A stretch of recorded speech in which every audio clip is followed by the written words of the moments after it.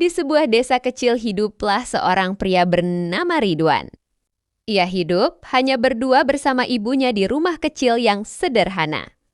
Ridwan adalah sosok pria baik yang suka membantu warga sekitar.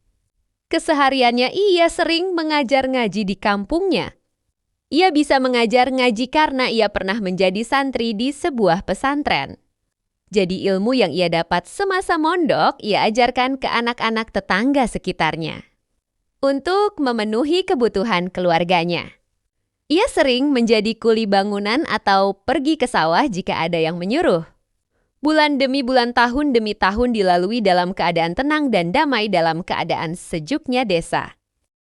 Momen sedih tiba. Ibu Ridwan jatuh sakit. Ridwan sangat kebingungan dan khawatir, karena ibunya adalah satu-satunya keluarga yang masih tersisa. Ridwan bergegas membawa ibunya ke puskesmas.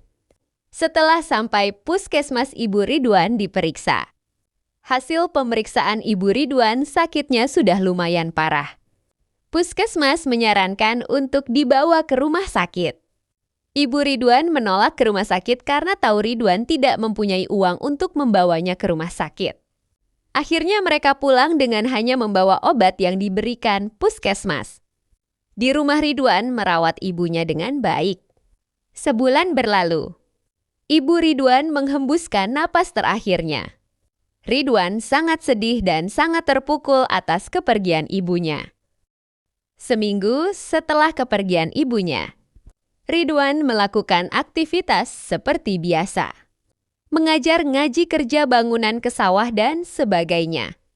Kehidupan Ridwan begitu saja selama bertahun-tahun. Ridwan mulai merasa jenuh dengan aktivitasnya sehari-hari yang tidak ada peningkatan. Setelah berpikir panjang, akhirnya Ridwan memutuskan untuk mencari pekerjaan yang lebih baik keluar kota. Walaupun berat meninggalkan kampung halaman, tapi Ridwan tetap bertekad pergi demi masa depan yang lebih baik. Di mata tetangga, Ridwan adalah orang baik dan sering membantu. Para tetangga pun sangat sedih atas kepergian Ridwan. Para tetangga lalu patungan dan memberikan sedikit uang sebagai bekal di perjalanan. Hari keberangkatan pun tiba. Ia pamit ke tetangga dan para anak didiknya yang ia ajari mengaji selama ini. Perjalanan baru Ridwan pun dimulai. Sesampainya di kota, Ridwan terlihat kebingungan karena tak tahu harus nyari kerja di mana. Ia keliling kota menanyakan satu persatu toko atau perusahaan tentang lowongan pekerjaan. Seharian berkeliling, tak terasa malam tiba dan Ridwan belum mendapatkan pekerjaan. Ridwan lalu mencari masjid terdekat untuk sekedar istirahat di malam itu. Ridwan pun menemukan masjid terdekat. Lalu meminta izin pengurus masjid untuk ikut beristirahat. Pengurus pun mengizinkannya. Sambil beristirahat, Ridwan berpikir dan berkata ternyata nyari kerja di kota tak semudah yang dipikirkan. Esok pagi setelah istirahat dan melaksanakan sholat subuh, ia langsung bergegas pergi untuk mencari pekerjaan kembali.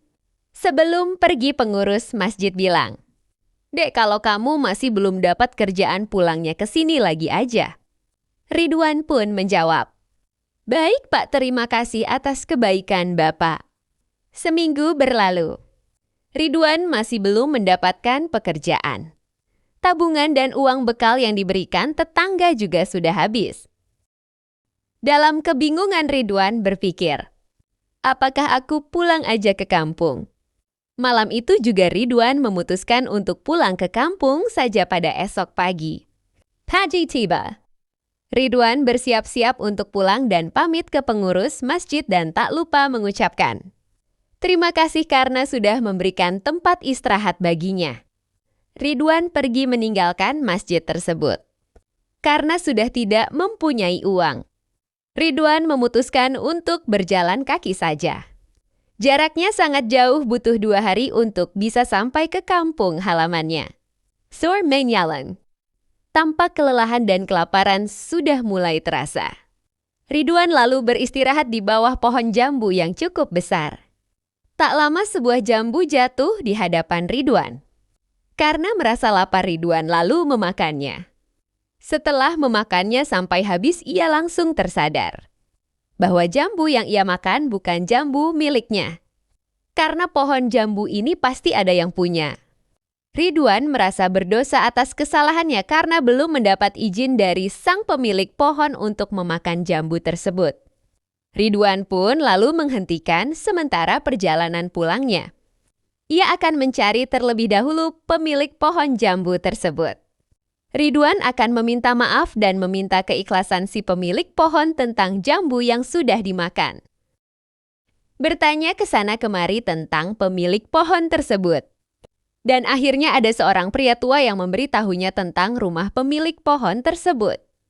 Pemilik dari pohon itu namanya Bapak Hasan, dia tinggal berdua sama putrinya di rumah yang sederhana. Setelah tahu informasi Pak Hasan, Ridwan langsung bergegas ke rumahnya. Setelah sampai rumah Pak Hasan, Ridwan mengetuk pintu. "Assalamualaikum."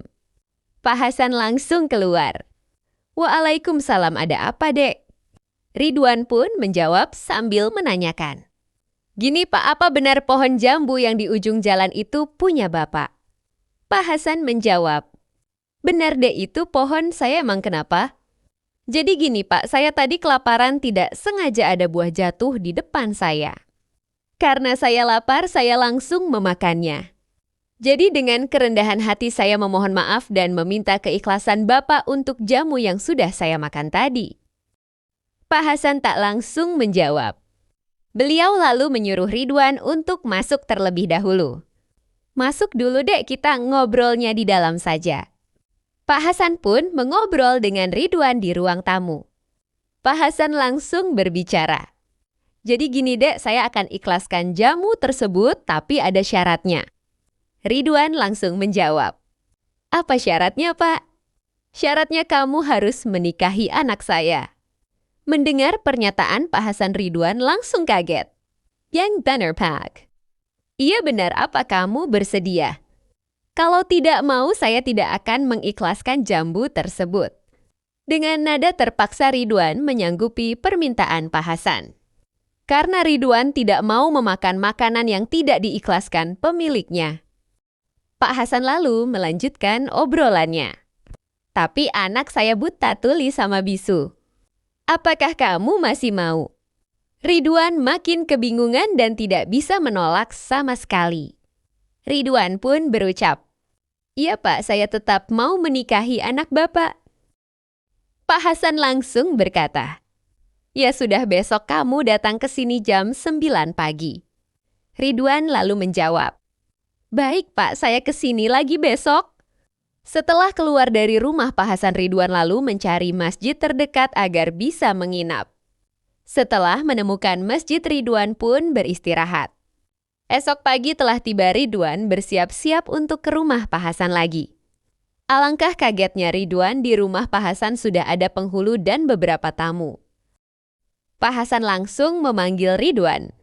"Sini Dek, duduk di sini. Ini dia calon menantu saya."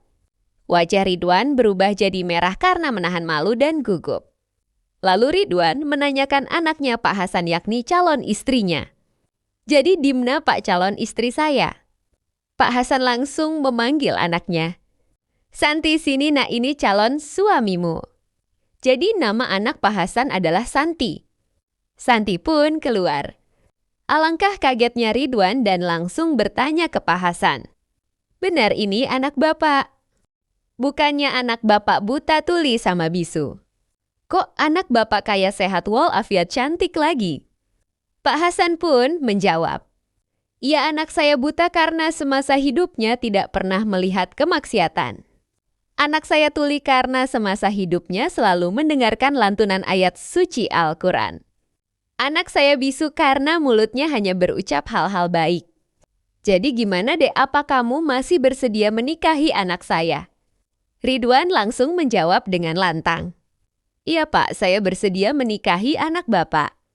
Hari itu Ridwan langsung melaksanakan akad. Ridwan dan Santi sudah sah menjadi suami istri. Selesai.